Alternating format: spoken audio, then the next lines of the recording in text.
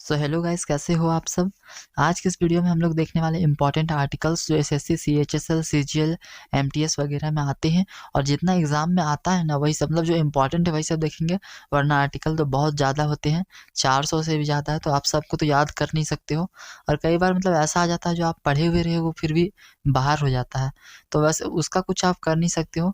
But हाँ, अपनी तरफ से जो रिपीट हो रहा है बार बार उसको एकदम पूरे अच्छे से कर लेना है। तो आज जो एग्ज़ाम में जितना भी रिपीट होता है वो सारा करेंगे और साथ में जो आया हुआ है वो भी करेंगे। तो सबसे पहले देख लेते हैं हम लोग कंटेंट क्या है आज के वीडियो का, कैसे-कैसे वीडियो को हम लोग आगे बढ़ाएँगे। तो दिख सकता है आपको स्क्रीन में कंटेंट ऑफ द वीडियो। सबसे पहले हम लोग प्रेसिडेंट के रिलेटेड आर्टिकल देखेंगे, देन फिर गवर्नर से जितना भी आर्टिकल रिलेटेड है वो देखेंगे, प्राइम मिनिस्टर से जितना भी आर्टिकल रिलेटेड है वो देखेंगे, सुप्रीम कोर्ट से जितना भी रिलेटेड आर्टिकल है वो देखेंगे, फिर हाई कोर्ट से रिलेटेड आर्टिकल देखेंगे और ऐसे ही करते-करते फिर लास्ट में इंपॉर्टेंट आर्टिकल्स जो एक से मतलब बच जाते हैं इसके बाद भी एग्ज़ाम में जो बच गए और आए हैं वो सब। तो वीडियो में लास्ट तक ज़रूर देखना।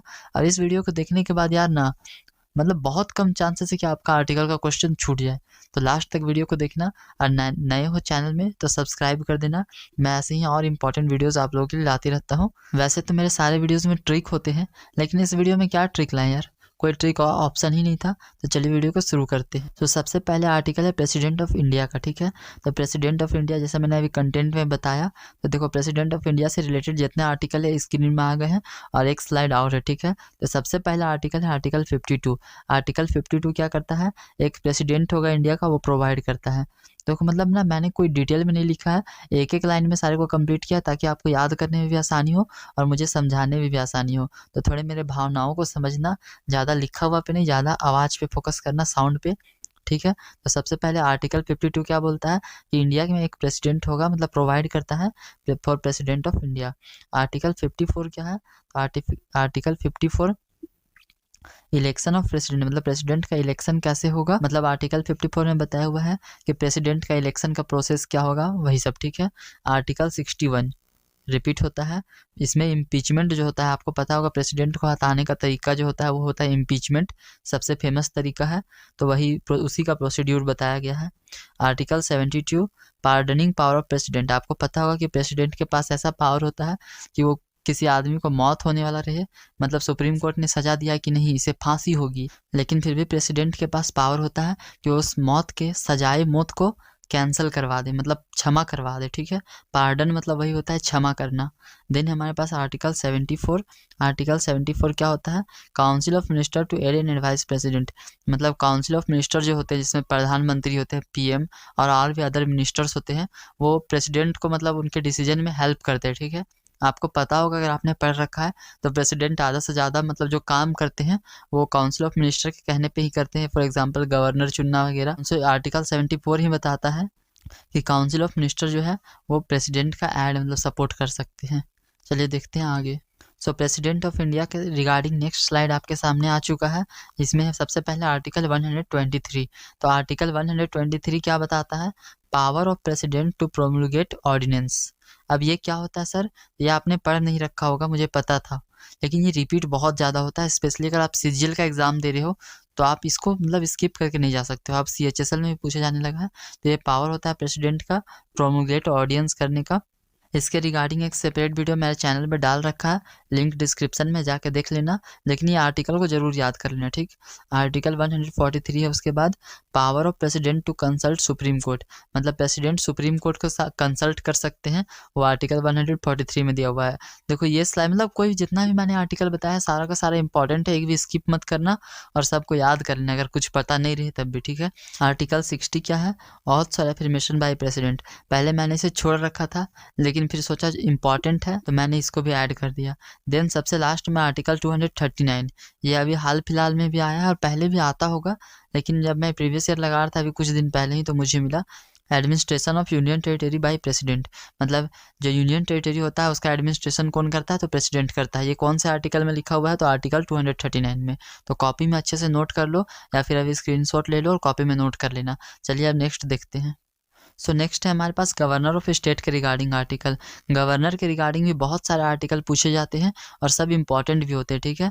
तो चलो सबसे पहले देखते हैं, आपके स्क्रीन पे आ चुका है आर्टिकल 153, आर्टिकल 153 क्या बताता है? जैसे अभी मैंने आपको बताया कि हर एक मतलब इंडिया का एक प्रेसिडेंट होगा, वैसे ही 153 बताता है कि हर एक स्टेट में एक गवर्नर होगा, ठीक है।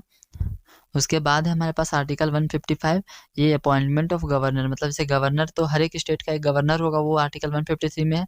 अब गवर्नर का अपॉइंटमेंट कैसे होगा, मतलब कैसे गवर्नर चुना जाएगा, वो सब लिखा हुआ है 155 में, तो ये आपसे पूछा जा सकता है। अब आर्टिकल 161 में क्या है? तो आर्टिकल 161 में से भी मैंने आपको बताया कि प्रेसिडेंट कोई भी मौत के सज़ा को माफ़ कर सकता है, वैसे ही गवर्नर के पास भी कुछ कुछ होते हैं पावर माफ़ करने वाला, तो वो किस में लिखा हुआ है? 161 में, power of governor to grant pardons. उसके बाद हमारे पास इंपॉर्टेंट है आर्टिकल 163, 163 में क्या है? Council of minister to aid and advice governor. अब देखो, जैसे मैंने भी आपको बताया कि काउंसिल ऑफ मिनिस्टर प्रेसिडेंट का हेल्प करते हैं और एक हिसाब से बोले तो प्रेसिडेंट को चलाते भी है, तो वैसे ही काउंसिल ऑफ मिनिस्टर क्या करते हैं? गवर्नर को भी चलाते हैं, ठीक है। तो वो किस में लिखा हुआ? 163 में। आर्टिकल 213, जैसे मैंने भी आपको बताया प्रेसिडेंट का, वैसे ही प्रोमुलेट ऑर्डिनेंस का एक पावर होता है गवर्नर का भी, ठीक है। तो वो गवर्नर का किस में लिखा हुआ? 213 में, ठीक। और ये याद करना बहुत आसान होता है, क्योंकि देखो अभी मैंने प्रेसिडेंट का बताया, जो लोग लिख रहे होंगे उनको पता होगा, वो है 123 और ये है 213, तो ये आसान का ये होता है थोड़ा सा याद करना, अगर आप थोड़ा सा भी पढ़ोगे ना तो याद हो जाएगा। तो इसलिए आर्टिकल का क्वेश्चन मतलब जाके इतना, अगर जितना मैं वीडियो में बता रहा हूँ आप कर लोगे तो वेरी रेयर चांस कि आपका गलत होगा। और बाकी अगर आपके पास समय, तो मैं कहता हूँ आप बुक निकालो, जो भी आपका बेसिक बुक होगा जिसको आप फॉलो करते हो, और उससे सारा आर्टिकल को एक एक बार कम से कम पढ़ लो, स्पेशली वो DPSP वाला जितना आर्टिकल्स है, और वो फंडामेंटल ड्यूटीज़ वाला, कि फंडामेंटल राइट्स वाला, सॉरी, उसको कर लो। तो चलिए अब हम लोग देखते हैं प्राइम मिनिस्टर के रिगार्डिंग आर्टिकल। प्राइम मिनिस्टर से बहुत सारे आर्टिकल पूछे जाते हैं एग्जाम में हमेशा, लेकिन जो पूछे जाते हैं वो कम ही होते हैं, ठीक है। 3 या 4 हमेशा रिपीट होता है, और वही 3-4 मैं आपके लिए ले आया हूँ। देखो, तो सबसे पहला आर्टिकल 74, आर्टिकल 74 बहुत इंपॉर्टेंट है, पूछता है which of the following article is related to council of minister, तो आप तुरंत आर्टिकल 74 मार दोगे। देन है आर्टिकल 75, प्रेसिडेंट अपॉइंट PM। आपको पता होगा जब लोकसभा का इलेक्शन हो जाता है तो प्रेसिडेंट ही PM का अपॉइंटमेंट करवाते हैं, तो वही आर्टिकल 75 में लिखा हुआ है। और आर्टिकल 75 में शायद ऐसा भी लिखा हुआ है, क्योंकि क्वेश्चन में पूछा है तो लिखा हुआ होगा, मैंने प्रीवियस ईयर क्वेश्चन में देखा था कि council of minister is collectively responsible to Lok Sabha. तो दोनों में से कोई भी चीज़ पूछ दिया, आप आर्टिकल 75 को बिना आंख बंद करके मार देना। Council of minister collectively responsible है लोकसभा के लिए, कौन से आर्टिकल में है? तो आर्टिकल 75। और ये छूट गया, प्रेसिडेंट अपॉइंट PM भी पूछे तो आर्टिकल 75, ठीक है। तो आर्टिकल 78 में क्या लिखा हुआ है? PM to discuss administration related information with president. Article 78 अभी शायद मैंने पहले भी बताया था, मतलब PM को डिस्कस करना रहता है एडमिनिस्ट्रेशन रिलेटेड इन्फॉर्मेशन प्रेसिडेंट के साथ। ये कौन सा आर्टिकल में लिखा हुआ है? तो आर्टिकल 78, ठीक है।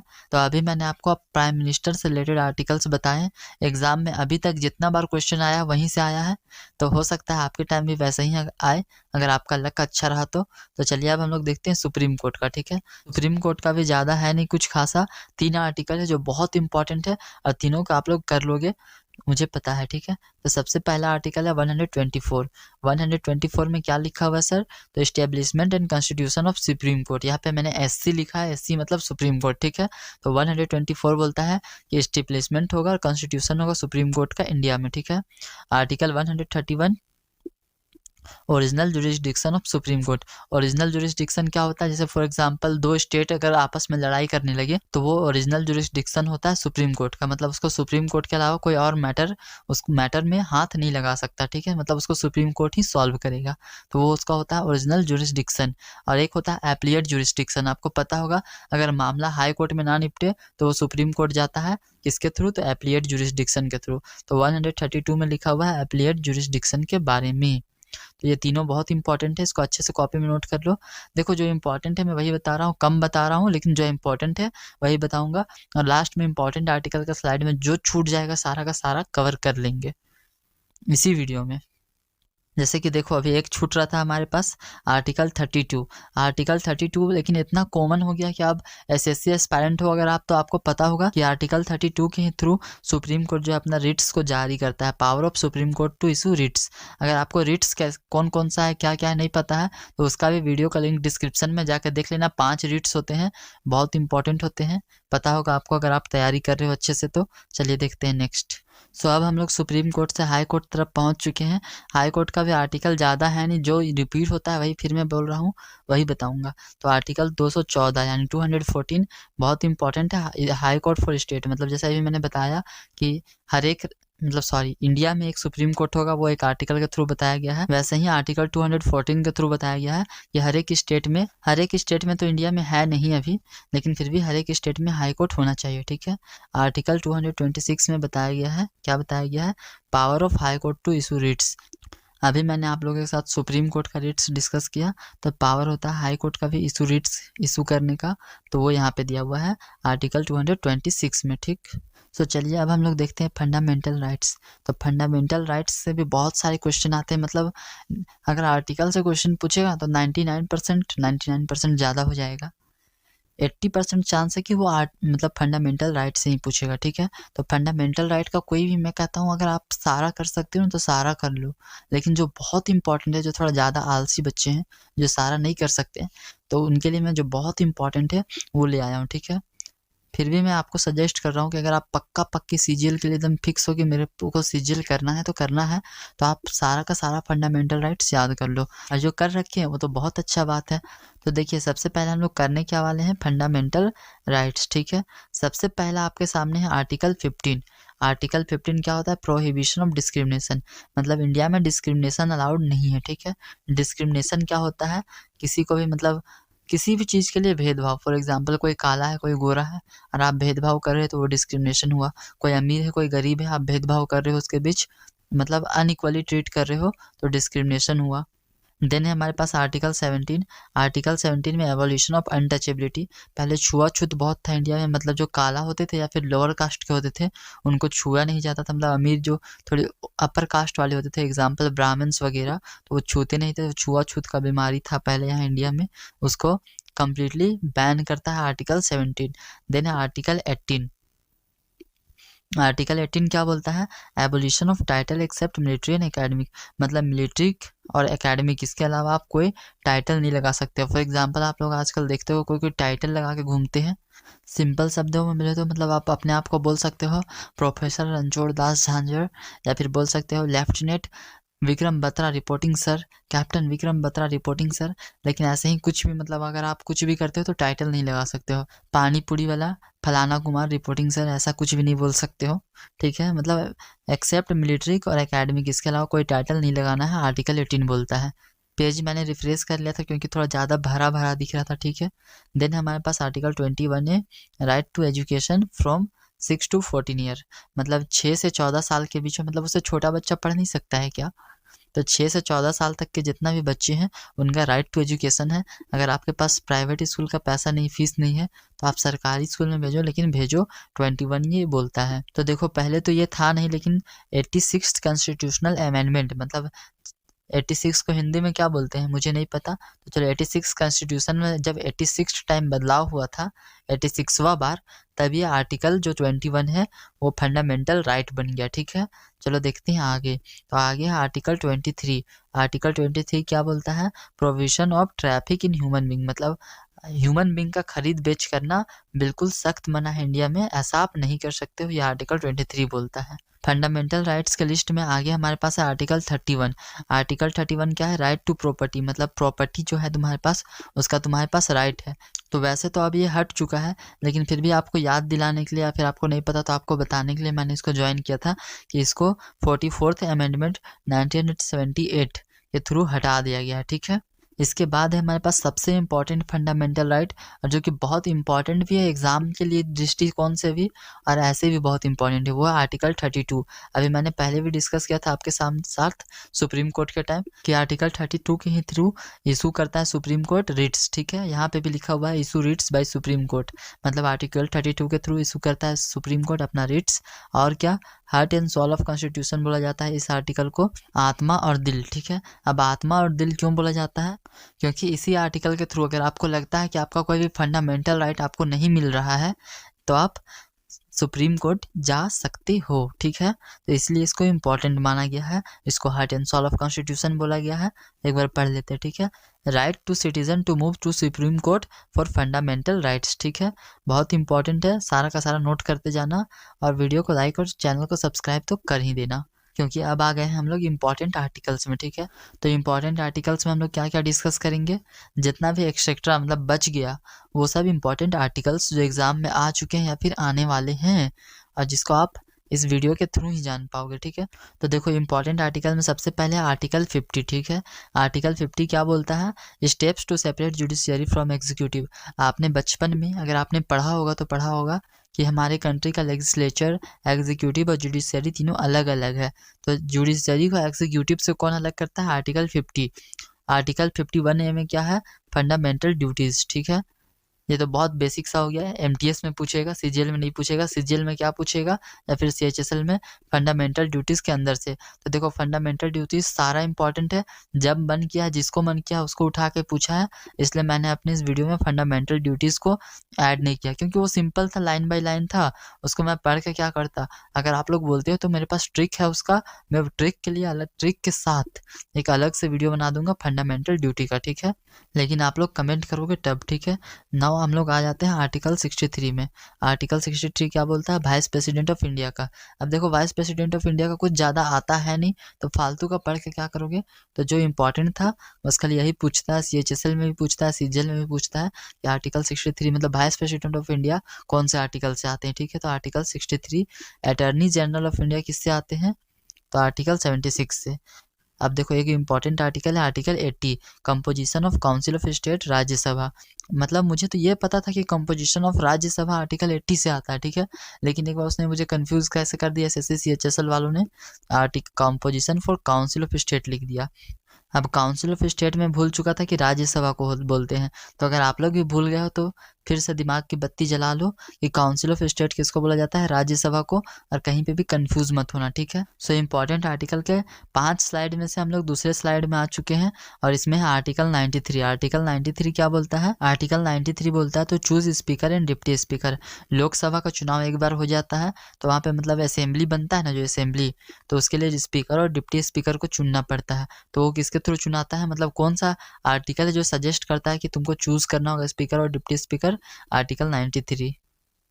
तो इसके बाद है आर्टिकल 110। आर्टिकल 110 तो इतना इंपॉर्टेंट है कि मुझसे पूछो ही मत। मतलब जितना इंपॉर्टेंट आपके लिए इस चैनल को सब्सक्राइब करना नहीं ना है, उससे ज़्यादा इंपॉर्टेंट है article 110, definition of money bill. और पता नहीं है आर्टिकल एसएससी वालों को क्या पसंद आया है, अगर आप प्रीवियस ईयर लगाते हो तो आपको पता होगा ये आर्टिकल दम भर भर के पूछ रखा है, ठीक है। आर्टिकल 129 नेक्स्ट है, Supreme court to be a court of record. ये सुप्रीम कोर्ट में ही ऐड करना था लेकिन वहाँ छूट गया तो मैंने यहाँ ऐड कर दिया। मतलब supreme court court of record है, आपको पता होगा, नहीं पता तो अच्छे से सिविक्स पढ़ो यार, पॉलिटिकल साइंस को आपको अच्छे से पढ़ना पड़ेगा। तो आर्टिकल 129 के थ्रू पता चलता है कि supreme court court of record, ठीक है। अब देखो एक सीएजी होता है हमारे पास इंडिया में, क्या होता है सीएजी, यानी कॉम्प्ट्रोलर एंड ऑडिटर जनरल, ठीक है। इसका कौन सा आर्टिकल के through comptroller and auditor general जो है इंडिया में आता है, आर्टिकल 148। आर्टिकल 149 बहुत इंपॉर्टेंट है, duties and power of CAG. एक बार पूछ चुका है, एक बार नहीं 2-3 बार पूछ चुका है, तभी हमारे पास है, तो बहुत इंपॉर्टेंट है। चलिए आ जाते हैं थर्ड स्लाइड में। सो थर्ड स्लाइड का सबसे पहले आर्टिकल 243A, ग्राम सभा। बहुत बेसिक है, आपको पता होगा पहले से, और अगर नहीं पता तो पढ़ो यार, अच्छे से पढ़ो। कितना अटेम्प्ट देना है, मतलब 5-7 अटेम्प्ट देने का मन है क्या, नहीं ना, तो अच्छे से पढ़ो। Article 243B, constitution of panchayat, बहुत इंपॉर्टेंट है। देन है article 266, consolidated fund and public account fund. मतलब ये सब ना ऐसा है कि मतलब कभी कभी मुझे दिखा 2-3, मतलब एक बार किया 2 बार किया तो 2-3 बार दिख गया तो मैंने ऐड कर लिया, या फिर दिख जाता है एक आध बार भी कभी कभी, अगर इंपॉर्टेंट है तो मैं ऐड कर लेता हूँ, ठीक है। तो article 267, contingency fund of India, ये सब फंड के रिलेटेड है। तो फंड से रिलेटेड एक बार पूछना स्टार्ट किया था, मतलब एक दिन फंड का पूछा, दूसरे दिन फंड का पूछा, तीसरे दिन भी फंड का ही पूछ दिया। और आपको पता है एमटीएस में स्पेशली और सीएचएसएल में भी कई बार एसएससी ऐसा करता है कि पहला दिन अगर फंड से क्वेश्चन आए ना तो दूसरा दिन भी फिक्स है कि फंड से क्वेश्चन आएगा ही आएगा। और उसके बाद आर्टिकल 280, ये तो ऐसा है कि इकोनॉमिक्स में भी है, सिविक्स में भी है, तो ये तो बहुत इंपॉर्टेंट हो जाता है, फाइनेंस कमीशन, जिसको मैंने बहुत पीछे लिखा लेकिन बहुत इंपॉर्टेंट है, ठीक है। चलिए देखते हैं नेक्स्ट। सो नेक्स्ट स्लाइड का सबसे पहला और बहुत सबसे important I think, right to property. वहाँ से 31A से हटाया गया और यहाँ पे आके पटका गया, सॉरी 31 से हटाया गया, 31 या 31A कमेंट करके बताना। और यहाँ राइट टू प्रॉपर्टी यहाँ पे 300A में आके पटक दिया गया इसको, ठीक है। वहाँ फंडामेंटल राइट से भगाया गया इसको और आर्टिकल 300A में ऐसे ही लाके पटक दिया गया कि तुम फंडामेंटल राइट नहीं हो, ठीक है। देन आर्टिकल 324 है, superintendence direction and control of election to be vested in election commission.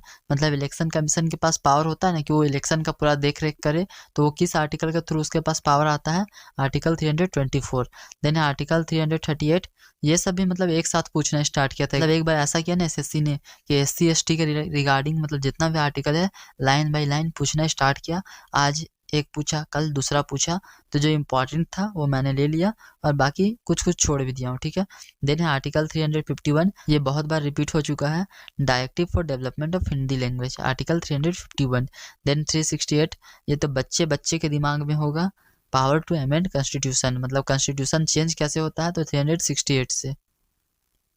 सो देखिए इसके बाद है हमारे पास आर्टिकल 326, ठीक है, related to election of Lok Sabha and Vidhan Sabha. मतलब पूछ देगा कौन सा इसमें से आर्टिकल लोकसभा और विधानसभा के रिलेटेड है, तो आर्टिकल 326 हो जाएगा, ठीक है। Then article 323A, administrative tribunal, क्या होता है मुझे उतना कुछ खास इसका आइडिया नहीं है, लेकिन फिर भी पूछा गया है। लास्ट शायद मैंने अभी कुछ 5-10 दिन पहले का है और उसी टाइम मैंने ये देखा था, ठीक है।